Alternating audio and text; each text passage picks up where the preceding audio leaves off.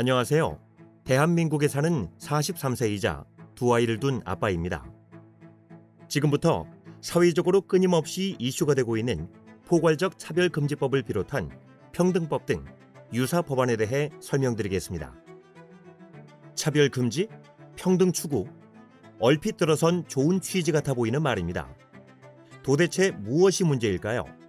대한민국엔 이미 성별, 장애, 연령, 고용 형태 등 거의 모든 영역에서 사회적 약자를 보호하고 평등한 사회를 위한 개별적 차별금지법들 20개 이상이 나와 있습니다. 그럼에도 불구하고 포괄적 차별금지법을 거듭 주장하는 이유는 무엇일까요? 그것은 바로 포괄이라는 이름 안에 사회적 상식으로는 도저히 용납되기 어려운 수십 가지 성 정체성, 성적 지향성을 차별금지 사유에 포함시키기 위함입니다.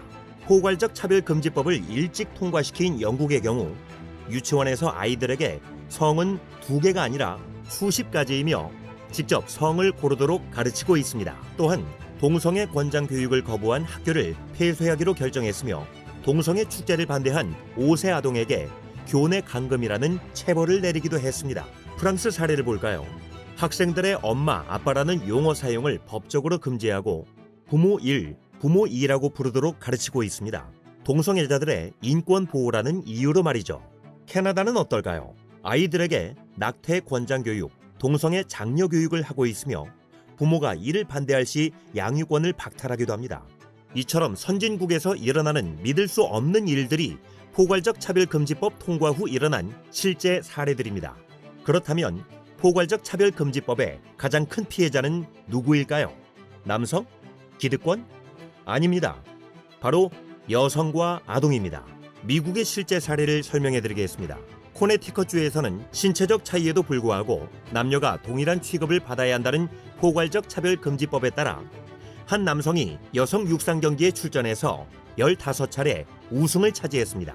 남성 체격을 자랑하는 한 트랜스젠더는 여성 UFC 경기에 출전해 상대 선수에게 2분 만에 뇌진탕, 안면 골절상을 입히는 것을 넘어 명예의 레즈비언 상까지 받았습니다.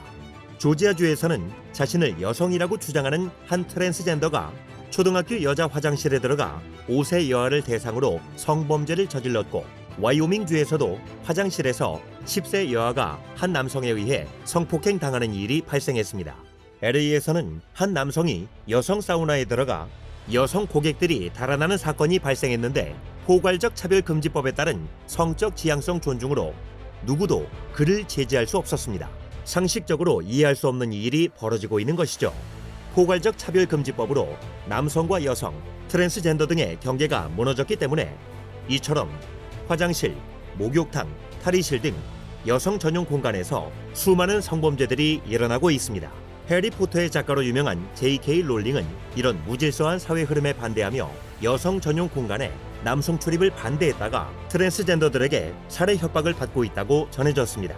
무서운 사실은 지금 우리나라에서도 이런 일들이 일어나고 있다는 점입니다. 국내 한 미용학원 원장이 트랜스젠더였던 수강생이 여자 화장실을 이용할 것을 요구하자 다른 여성들의 민원을 감안하여 다른 층 화장실 이용을 권하였는데, 이에 해당 트랜스젠더는 학원 원장을 상대로 손해배상 소송을 제기했고 법원은 차별 행위로 판단 학원 원장에게 700만 원의 배상을 명령했습니다.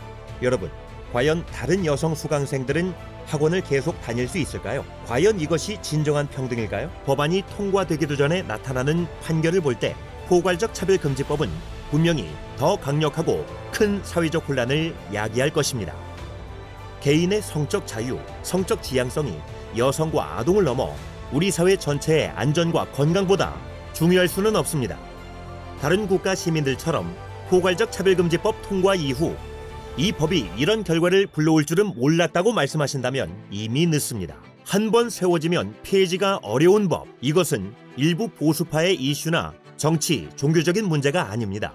우리 사회 전체의 문제이고 우리 사회의 안녕과 미래의 문제입니다. 이러한 역차별적 악법이 사회에 나오려 할 때마다 대한민국 여러분 모두의 힘을 모아주세요.